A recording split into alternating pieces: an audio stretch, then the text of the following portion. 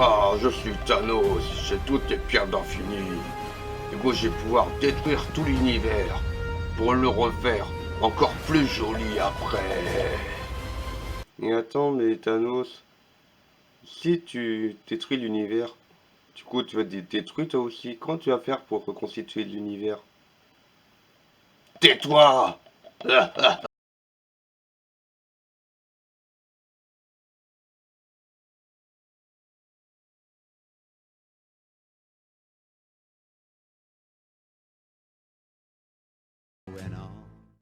Salut, aujourd'hui on va voir les différences entre astéroïdes, météorites, comètes, étoiles filantes, puis celle entre univers, galaxies, voie lactée et système solaire. Donc tout d'abord, astéroïdes, météorites, comètes, étoiles filantes. Eh bien, l'astéroïde c'est comme une mini-planète, donc du coup sa taille peut aller de l'ordre du mètre à l'ordre de plusieurs kilomètres. Et puis ben, en fait ça gravite autour d'une étoile. Donc là, pour retenir, ben, pensez que astéroïde, astre, ben, c'est quelque chose de grand.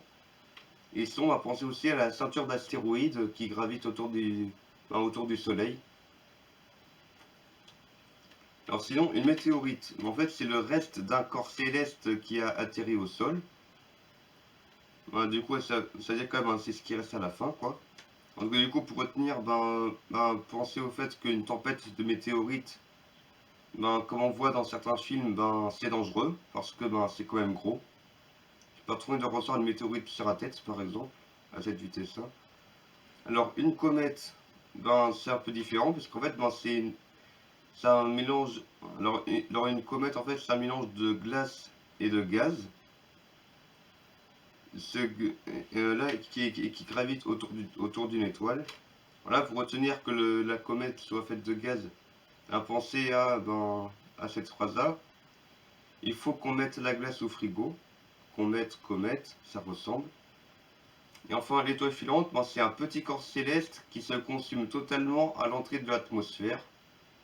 En gros, ça pourrait très bien être une petite météorite ou alors un déchet de satellite hein, qui s'écrase sur Terre, mais vu qu'il est tout petit, ben là, il se consume très vite. Voilà, pour retenir que l'étoile filante, c'est ça, ben, le temps file quand on voit une étoile filante. Voilà. Maintenant, univers, galaxie, voie lactée et système solaire. Alors, l'univers, ben, c'est le tout. Vu que là c'est tout ce qui existe totalement, donc là on descend que l'univers est infini.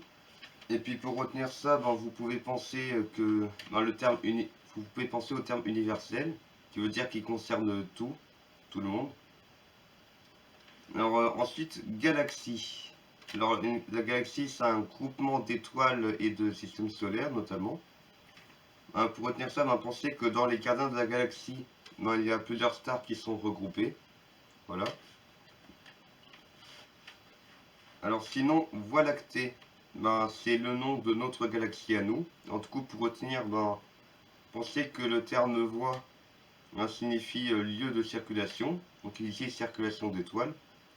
Et pour le terme lacté, de Voie lactée, ben, c'est la couleur générale. Et sinon, ben, vous pouvez aussi penser au fait que ben, sur Terre, il y a des vaches. Et la Terre fait partie de la Voie lactée, alors voilà. Et puis la vache donne du lait. Et enfin, le système solaire, c'est le nom de notre système solaire, c'est très original. Et surtout, c'est un. Et surtout, là, c'est le terme qui désigne le groupement de planètes qui gravitent autour d'une étoile. Donc là, le tout, les planètes plus l'étoile, au milieu, c'est le système solaire. Du coup, pour retenir, ben, solaire égale soleil égale étoile. Voilà. Allez, salut!